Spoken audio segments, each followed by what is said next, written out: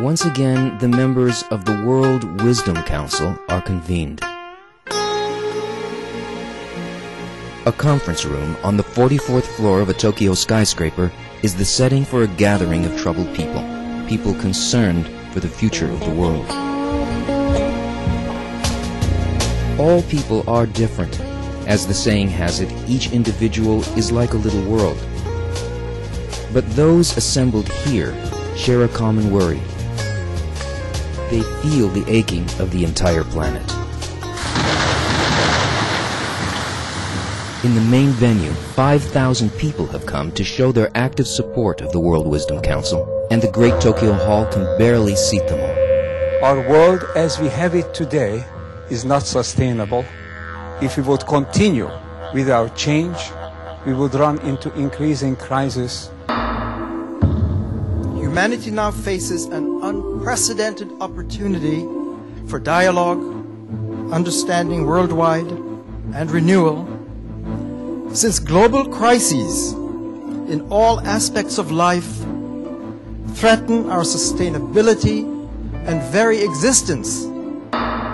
There were 300,000 people were killed in tsunami, and at that point no animal was killed because they safely escaped that big natural disaster. Why that happened? In my view, in our generation, first time in our human history, have lost the instinct for survival. Because today a lot is connected to politics. And the state of the world where we live, without solving political problems, it's difficult to change for better. I don't want you to merely survive. I want you to have a life of beauty.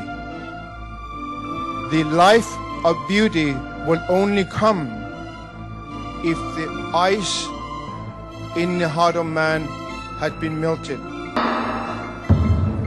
We humans have three basic resources to work with: information, matter, and energy. And of course, of these, information is the most important. Each one of us has that capacity to move from a limited and confining form of identification to a more expanded awareness. This is what we mean by transformation. I exist because you exist, and we all exist together. So to that future, let us all work together. Let us stay committed so that we can actually have a world that honors who we are. You create a life, you create civilization. For you depend the future, for you depend leave this planet or not. From now, each individual should not live in self-egoistic manner. We have to possess the consciousness and tolerance to live for others. In your body, every molecule, every cell, every organ, and the whole body has self-interest. When every level of holarchy shows its self-interest, it forces negotiations among the levels. This is the secret of nature. Every moment in your body, these negotiations drive your system to harmony. If we can make it so that in the world, the most appreciated thing will be giving, more appreciated than any other act of man, then people will want to give, they will want to bestow and to share, because they will want the respect of society. The voice of inspiration tells us that this wisdom must come from a direct connection and a recognition to a power and a source greater than we are. Together with such wonderful people, now is the time. Now is the time for us to take actions. The goal was to encourage public recognition of the problems humanity is facing, to raise the level of consciousness, and to set in motion the creation of a new civilization. The world can no longer remain indifferent. This concerns each and every one of us. The world must wake up.